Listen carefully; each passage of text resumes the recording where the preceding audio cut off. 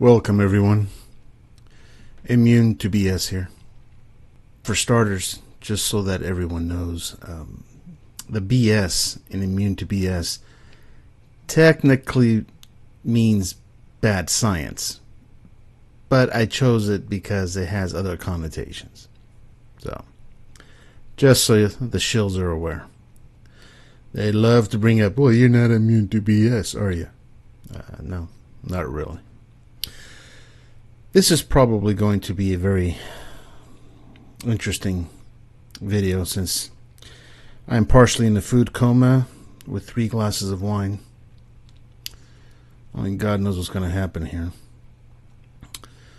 But I want to talk to you honestly about the earth, and that I'm going to have to agree with many people that I've debated with before, and that the earth is truly round. But before I get into the details of that, I'd like to put you in a mindset, one that you probably already went through if you believe in flat earth. But I just want you to understand the angle, if you will, no pun intended, of where I'm coming from. I'm going to say a phrase to you, a very short phrase, and I want you to really concentrate on the first thing that pops into your mind when I say that. You ready? Friday the 13th. Now, in many places around the world, but especially in the ununited States of America, most people, when they hear that phrase, they immediately think of Friday the 13th, the movie. And with it automatically comes horrors associated with that movie. Killing, blood, guts, chainsaws, whatever. Just horrible. But think about it for a moment. For 2,000 years, Friday was always considered to be a holy day by Christians, especially Catholics, because it was on a Friday, a Good Friday, that our Lord Jesus Christ was crucified and died on the cross. 13 has historically always been referred to the mother of Jesus, the Blessed Virgin Mary, because she has always been considered the 13th apostle, because she was the first apostle. So you have a generation, you want to talk about programming. They have been completely programmed by a simple phrase. Friday the 13th is horror. When St. Paul specifically says we preach Christ crucified. Now you might be thinking, what does this have to do with flat earth? Well, nothing directly. But it's to force you to think about the things that you hear, the things that you see, and are they true? Now, I know some of you probably even will just cringe at the saying of the word Jesus. I know there's some quote-unquote Christians that won't even say the name Jesus. They say Yahweh.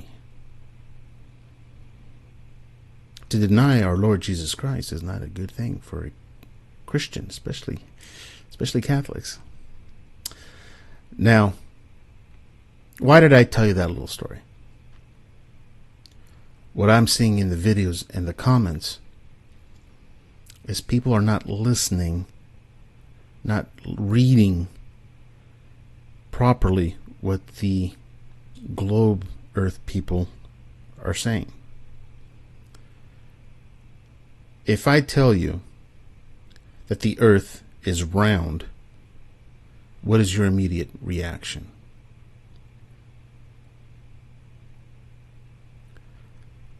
Because the Earth is round. The Earth is a round, flat plane. It is not a ball spinning at 1,000 miles per hour. But that's the language that they use. You'll see Obama. I'm going to show you a couple of clips from some of the flat earthers where they have Obama, talking about the round Earth. But he never says sphere or even a ball. They never say globe. They may say global, but they never say that the Earth is a globe, and they never say that it is a ball or sphere. But they will tell you that it is round. Is it round or is it flat? Think about it. They're not lying to you, but they're deceiving you. That's what they do. You have to understand, a lie is really a deception. Someone can be telling you a lie and not be trying to deceive you. Especially if it's just something they regurgitate, not knowing what that is. It's just they're passing on information. They don't know or realize that it's a lie. They're not trying to deceive you. But someone could be deceiving you without telling you a lie.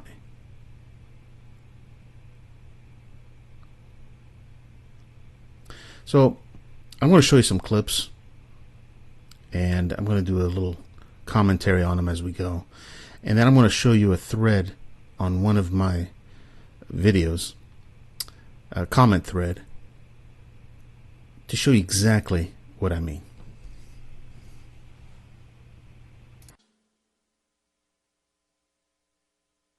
If I say that the world is round and someone else says it's flat,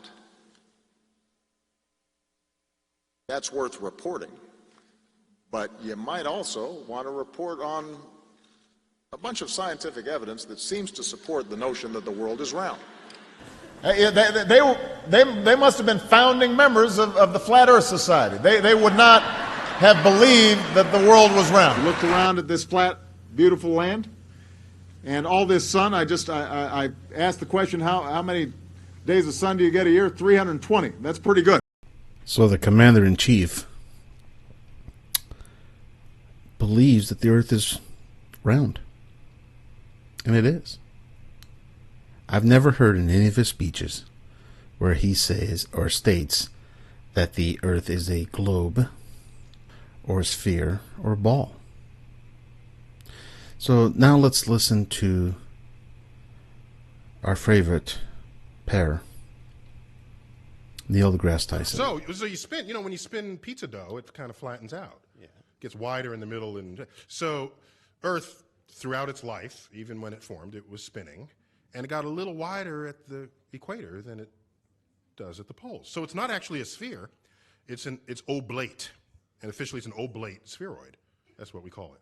But not only that, it's slightly wider below the equator than above the equator. A little chubbier. A little chubbier. Yeah. Chubby's a good word. It's like pear-shaped. Yeah. So it turns out the pear-shapedness is bigger than the height of Mount Everest above sea level. How much higher is the tall mountain that you identified in this book, which name I forget, and probably you do too, in Peru, or is it Ecuador? Ecuador. Ecuador. How much higher, if you were on top of this mountain in Ecuador, how much higher than the Mount Everest would you be? There's a 20,000-foot mountain in Ecuador, which is right. Ecuador is like near the equator, hence Ecuador. Oh, you're just not giving up. And that mountain is actually, the summit of that mountain is 1 1/3 miles higher away from Earth's center than the summit of Mount Everest. Okay. Question number two. But you got to know, let me just so you understand. We've been fed a lie our entire, I want to call it a lie.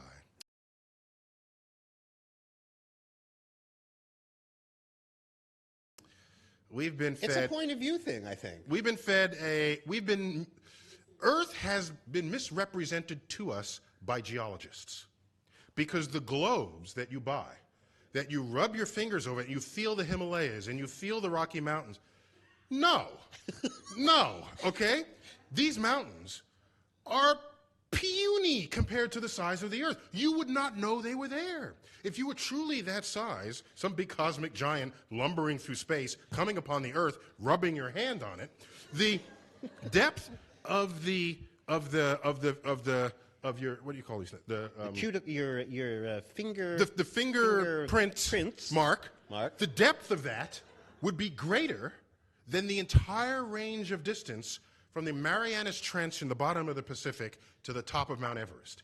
Therefore, you would close your eyes, rub your finger, you would not know whether you are on ocean, valley, mountain, or hill. Well, you might be wet or dry. You might be, Well, by how much wet?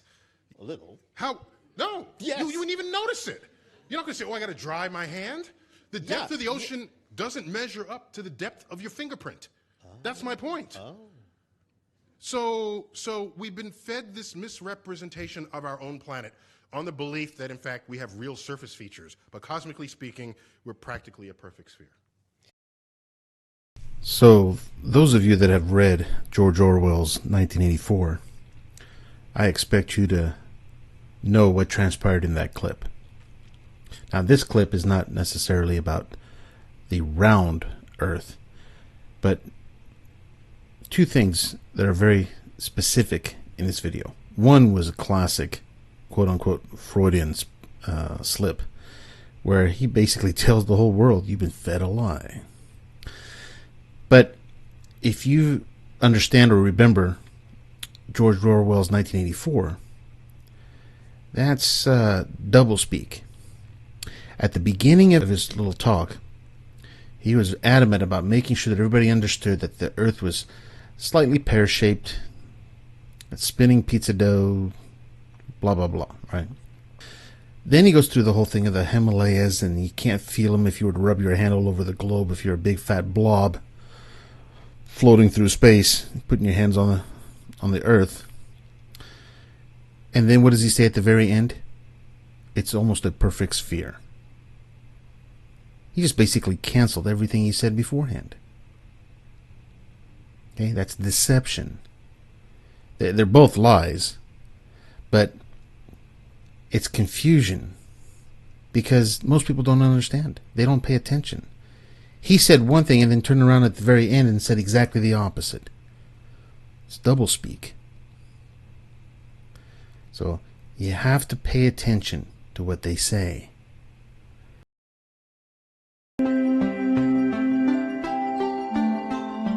Hey Bill, can you prove beyond a reasonable doubt that the Earth is a sphere and not flat? Because I have a lot of Facebook friends who say that it's flat, and I just can't convince them. Thank you. Is the Earth flat or round? It's round. Okay, now let's see. How do we go about proving that?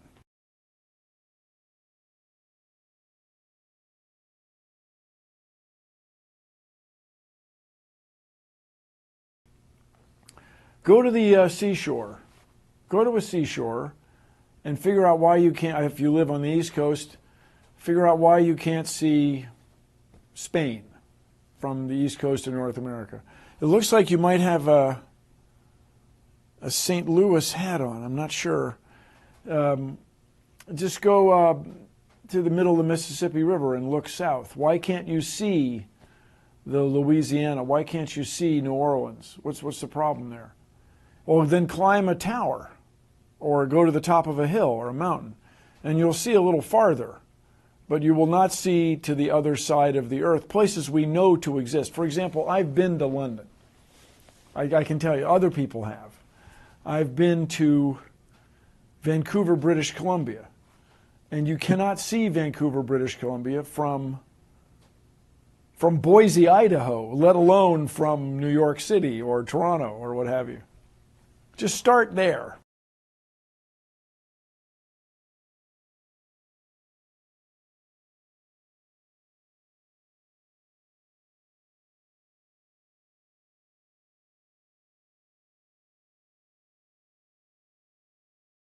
Then if you're If you'd like, look at pictures from space where you see the Earth as a sphere.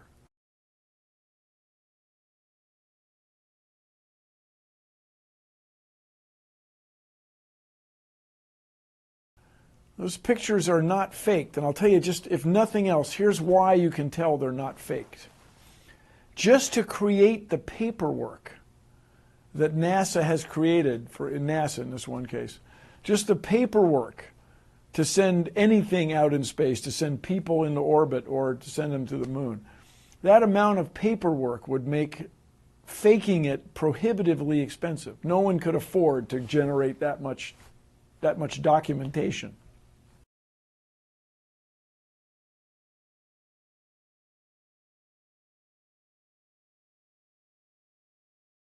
Oh my. Now, this discovery that the world is round was made it was published in 1540. Now, I'm concerned, it was Copernicus. I'm concerned it might have been 1530, but it was about then.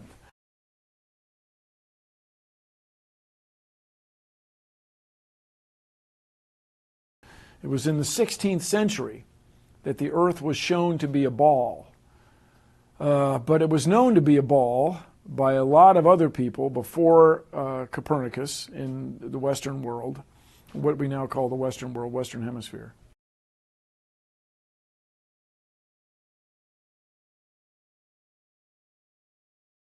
The ancient Greeks noticed that from time to time, the Earth casts a shadow on the moon. This is a lunar eclipse, where the moon gets in the shadow of the Earth. The sunlight is being blocked by the Earth, the moon's on the far side of the Earth. And that shadow is always curved. And the only shape that always produces a curve, no matter what the orientation, that is to say, whether you're standing in Greece at night, or if you're standing then 12 hours later in Buenos Aires at night. The curve, the shadow is always curved. So the ancient Greeks knew that the Earth was a ball.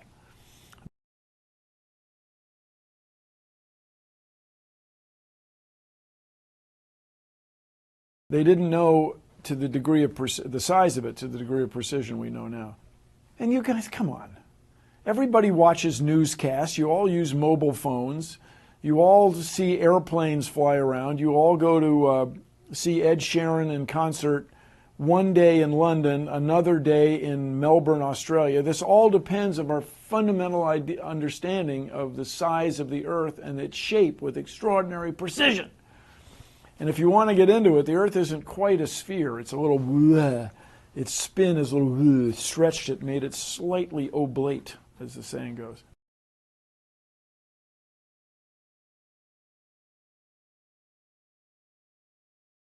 This is all susceptible to analysis, but spend some time learning about navigation. Tell your friends to spend some time learning about navigation.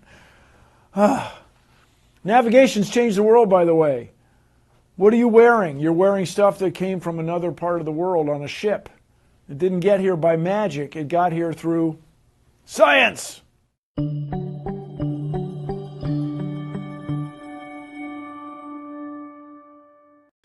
Now, some people may just dismiss Bill Nye as a, quirky, odd, funny old man. But don't be deceived by his little bow tie. This man knew exactly what he was saying, and I dare say he's an expert wordsmith. So now let's look at the comment that I told you about at the beginning of the video. This poster here, his name is Joel Harris. And to be perfectly honest, I don't know if that's his real name and if that's his real picture. So if it's not his real picture, whoever's picture that is, I apologize. So he puts a comment on there. This is on my Australia video, which has actually been a pretty popular video. That's easy. The track is not as straight as your Google shows. I see the direct distance from Broken Hill to Adelaide. is 264 by Google straight line, but the track is 311 miles. The track follows some roads, trying to have stops in many towns. Do this across the whole country, then the distance is correct. Don't panic. The Earth is still curved. Now, just before we go on to that part of it, where exactly did he get 311 miles? 3 and 11, please. So I asked him the question, where did you get 311 from? And he gives me a link to the distance there. And then he responds back again, the track almost follows the road the whole way. Okay, great. And I responded, that's fantastic. All the work you did was verify one leg of the trip. Now listen very carefully. Time multiplied by average speed equals distance traveled. Now you say that the Earth is curved. Tell me this. Is it a ball or sphere shape spinning around at 1,000 miles per hour? He responds, distance traveled is relative to the Earth, so the 1,000 mile per hour ball would not matter. Completely incoherent statement. I respond, answer my question, Joel. Is the Earth ball or sphere shaped? Then Sammy the Gamer joins in. A ball is a sphere, though. He got one thumbs up on that one. Then Joel Harris chimes in. I did a few days ago. The answer is yes. Yes to what? He didn't answer that question. So I respond, Joel, you have not answered the question. Is the Earth ball or sphere shaped?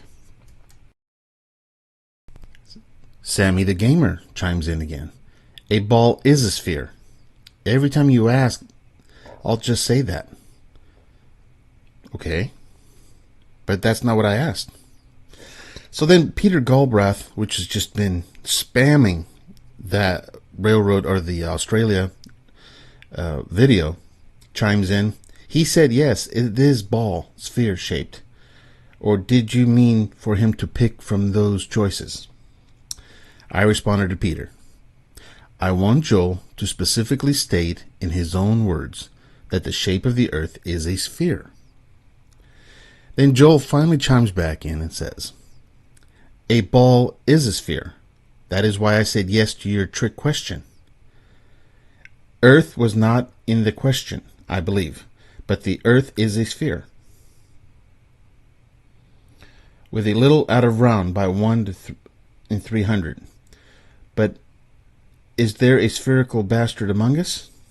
No matter the way you look at them, they are still a bastard.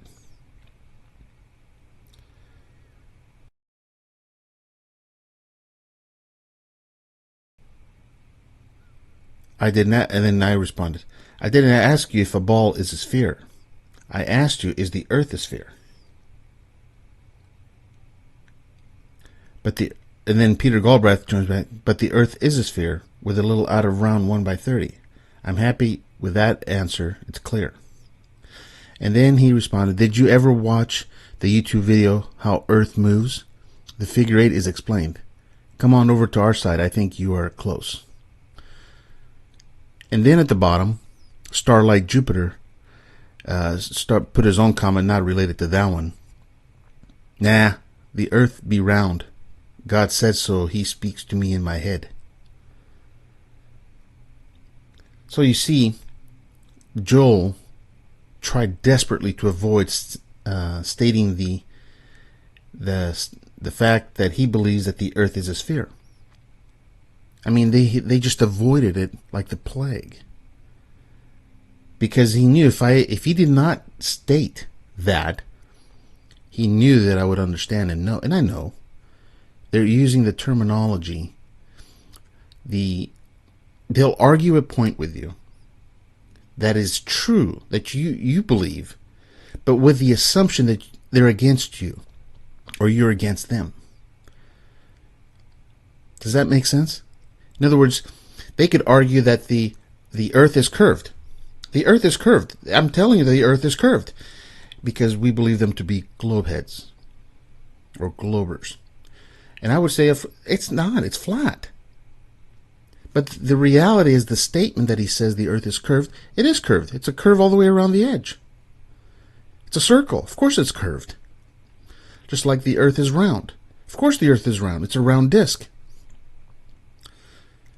So you have to listen very carefully to what they're saying and the words that they choose to use, because they are deceiving you without necessarily lying to you.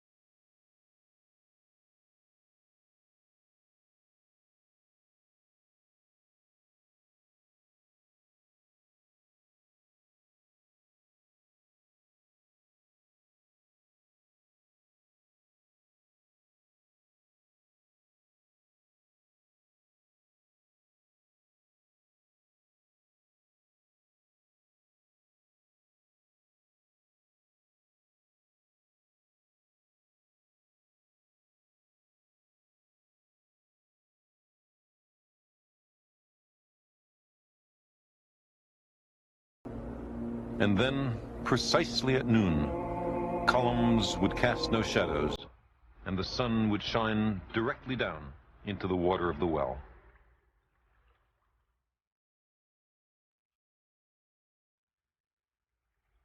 At that moment, the sun was exactly overhead.